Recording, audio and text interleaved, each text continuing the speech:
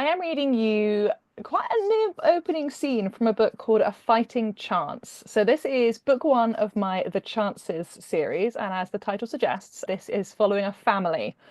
So the first four books follow four brothers in the Regency era, and book one follows the eldest William, Duke of Cothrom, who is the primmest and most proper hero I think I've ever written. And I've written quite a few. He is very by the book. He doesn't like scandal. He doesn't like any sort of intrigue. He doesn't like lying. And he spends most of his time attempting to keep his three brothers, who are very roguish, in line. Bless him. So, Love just to it. set the scene, William is taking a shortcut through Hyde Park because he's late. We're in 1812. And a woman walks into his arms and quite literally throws herself at him. Ooh, And so that's the setting the scene. And so we shall dive in. awesome. I'm excited. Dear me, said the woman in a loud voice. Now you'll have to marry me. William blinked. What? She couldn't be serious. The very idea.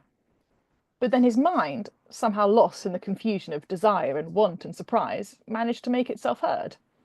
He, a gentleman, was standing with a woman in his arms, a woman he did not know, a woman who was panting wildly, and so somehow was he.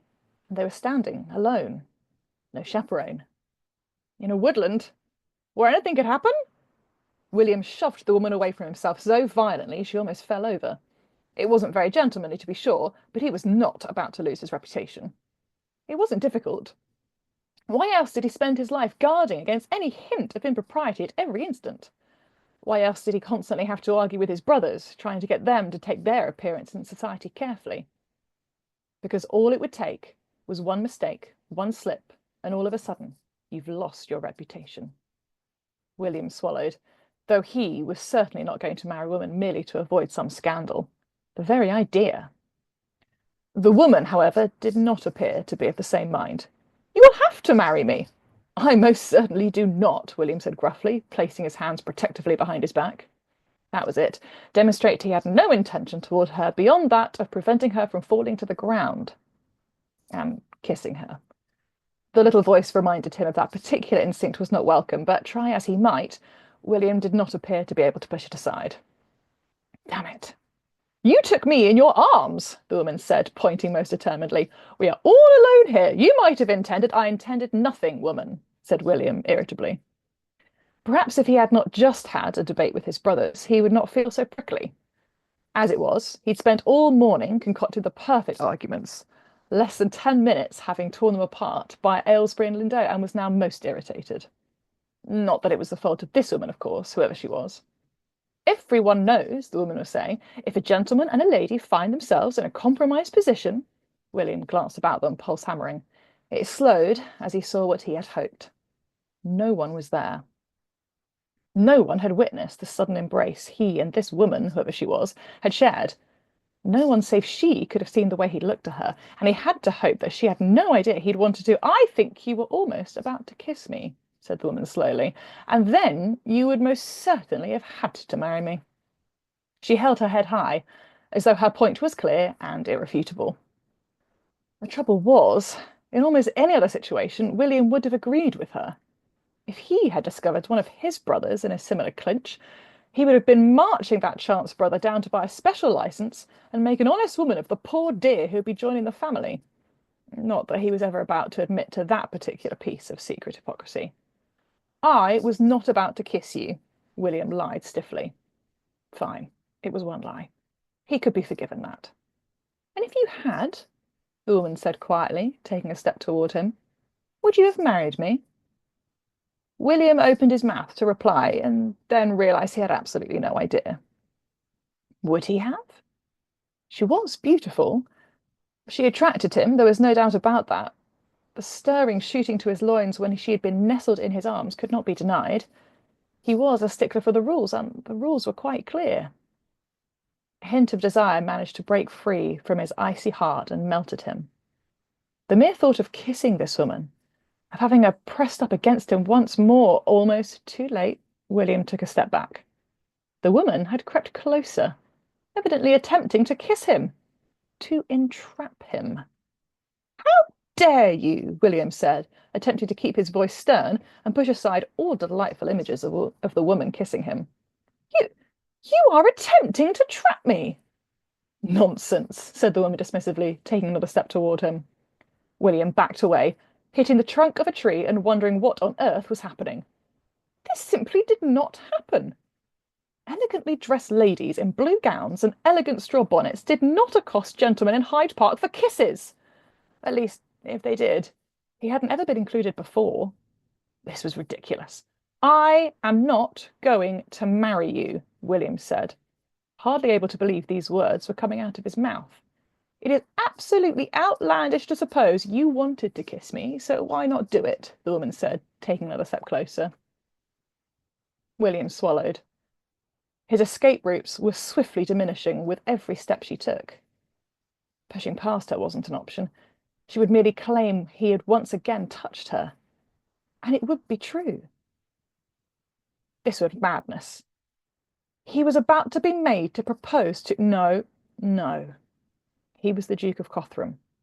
He was a chance. He was not so foolish. Stepping aside, swiftly, and seeing the surprise in her wide eyes, William congratulated himself on an escape well made. Just a few more steps, and he would be out of the woodland. Out of danger. Sir, you must... I must nothing, said William, almost falling over his own feet in his eagerness to get away. If this had been any other situation, he would have laughed. Him? Running away from a beautiful woman? Any man running away from this woman would need his head examined. She was intriguing, alluring, and most anxious to be kissed. An intoxicating combination. And perhaps if William had been a different kind of man, things would have been different. His brothers Aylesbury or Lindow certainly would not have missed the opportunity to taste those lips. William swallowed. No wonder they persisted in their irresolute behaviour. If it was half as fun as this, he could well understand it. But just because he saw the attraction, that did not mean he was going to capitulate. He was the Duke of Cothrom. He was, most of the time, the only thing holding the family back from ruin. And he was not going to go around kissing young ladies just because they asked for it. The woman appeared to be reading his thoughts. You, you aren't going to marry me, are you? William hesitated just for a moment. In the bright light of day, away from the green leafy canopy of the woodland, it was even clearer to him just what a beauty this woman was.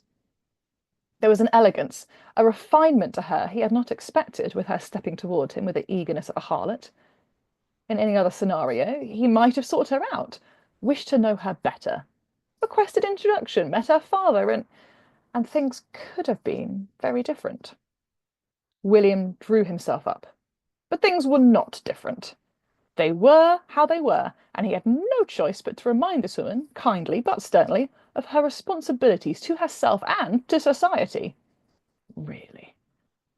Perhaps she had heat stroke. Perhaps the sudden warmth of this spring day was playing havoc with her senses, William thought wildly. But then it had not been that warmer day when he had left to meet his brothers an hour ago. So why was he so overheated now? I am not going to marry you, he said stiffly. Honestly, you are a fool for thinking that that sort of trick would work. The woman examined him closely, a hint of a smile dancing across her lips. And you aren't tempted? William swallowed. Temptation was one thing. Giving in was another, and he was not about to permit himself that weakness, no matter how much he wanted to. He hadn't got this far in life, sacrificed so much, held himself to such a high standard for so long, merely to give it all up for the chance of a kiss with a woman he did not know. I am not tempted in the least, he said, lying for the second time that day, a personal worst. I'll have you know, I am far too respectable, I repeat, to be taken in by such a ruse, even though he almost had been. And good day to you. Without another word, William turned on his heels and marched away. To his relief, the Lancaster gate was close. It meant that stepping onto Bayswater Road, preventing him from giving in to the second temptation of the day, which he had not expected, the temptation to look back. That's such a great button on that scene. Ta-da! That was so much fun. I have lots of questions for you. Thank you for reading that. First, we're going to take a quick break for our sponsors.